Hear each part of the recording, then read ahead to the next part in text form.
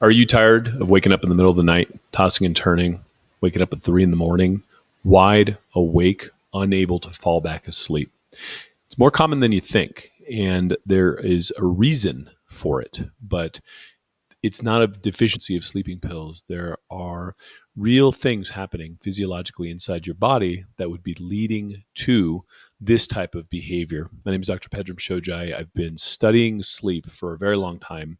Was a physician owning a sleep lab and a brain lab. Have seen thousands of cases over the years. It got a lot more interesting when I couldn't sleep, and it all happened after summer in Europe, where I kind of took my foot off the gas and the brakes. Actually, I took my foot off the brakes and kept it on the gas, and said, what, gluten, schmooten, dairy, whatever, and started eating all the things and drinking the wines and having a good time. And it was great until I got back. Couldn't sleep. Why?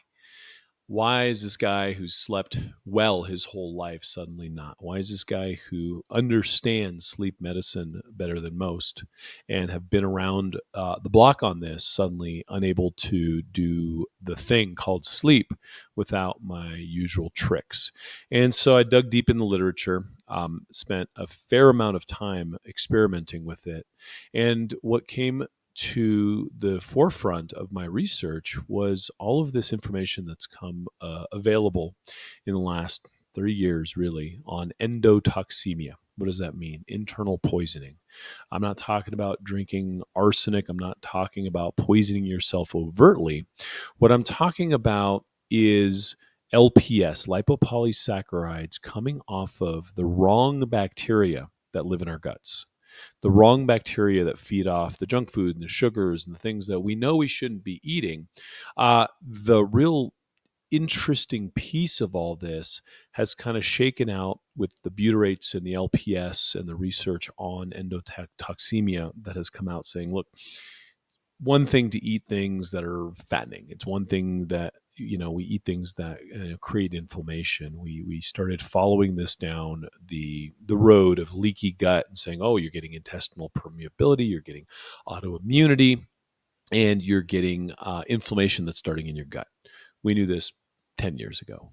But what's come of this is, it's the same research we've looked at over the years on probiotics, right? And saying, oh, well, just take a probiotic. It doesn't matter if you take a probiotic if you don't feed your body the fibers that those bacteria eat. So you need to feed your body the spores and then feed your body the fibers that those bacteria thrive on, so that in the ecology, what those guys poop, frankly, becomes the stuff that we need, right? It helps us conjugate our hormones. It helps us modulate immunity. It helps us bring down our immunological kind of hair triggers in that mucin 2 barrier where the body and the outside world have interaction. And so we've learned that we need prebiotic fibers and things to help those bacteria thrive. But the flip side of that is the bacteria that are unwelcome guests, they also poop. And what they poop, these lipopolysaccharides, many of them, right? So I'm not going to get too far into the details, but I'll always cite my references and put links to studies, is those elements of what are now running rampant in the gut and the mucin 2 layer end up sneaking through the permeable membranes and the broken the broken junctions, what we call tight junctions in our digestive tract.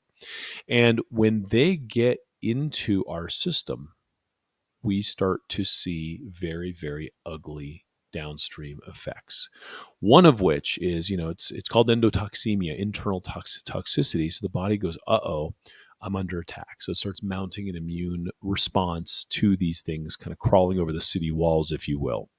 But on the flip side of that, it also impacts our liver in a way that we're now starting to understand, where it comes into a second pass of the liver. So the first pass of the liver is, the drugs and the overt toxins. Second pass is the endotoxins.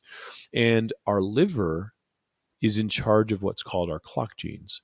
A lot of our circadian rhythm, the rhythm of our wake sleep cycles, happens through the liver. And if you start to burden your liver with exotoxins or endotoxins, suddenly you have disrupted the circadian rhythm of the body and you've disrupted your wake sleep cycle. So waking up at 3 in the morning, it's a thing.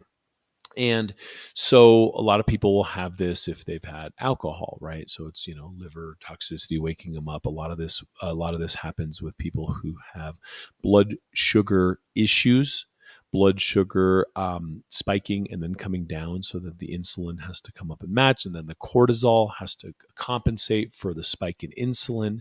Now you have something that is stimulatory in your system, and if your cortisol levels get too low, you have adrenaline running through your system and you're not sleeping, right? You're not sleeping with adrenaline in your system. So, the essence of sleep science over the last couple decades has really been about CNS, central nervous system activation, right? And how do we regulate that with the GABA pathways, with the serotonin pathways? How do we regulate that with stuff to bring you down to allow you to have sleep?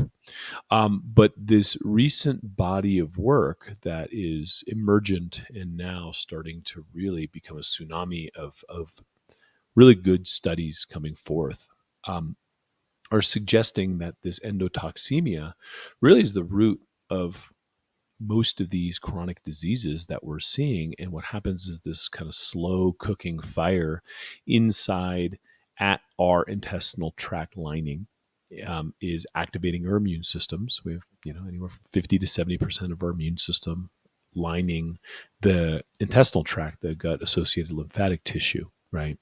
And from there, as this stuff spills over into the bloodstream, the immune system is primed to attack it because now it's technically sepsis, right? You have bacteria in your blood, or you have fragments or bacterial poop in your blood.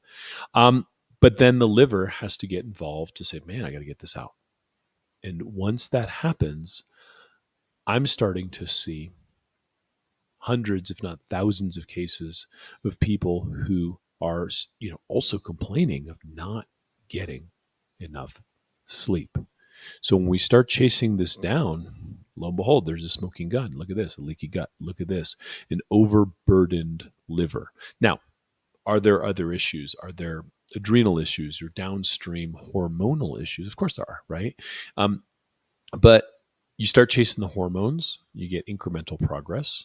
You start trying to treat the adrenals, you get incremental, if not marginal, progress at best clinically, in my experience. And, I consult with thousands of physicians, been around the block. But you start going after the fire instead of the smoke, and you start treating the intestinal lining, you start repairing the gut, you start replenishing that mucin 2 barrier, and then you really have a concerted effort to help the liver's phase 1, phase 2, 2.5, 3 pathways and clear the liver of the gunk, if you will, that's backed up. You help the bile move, you help the bowels move.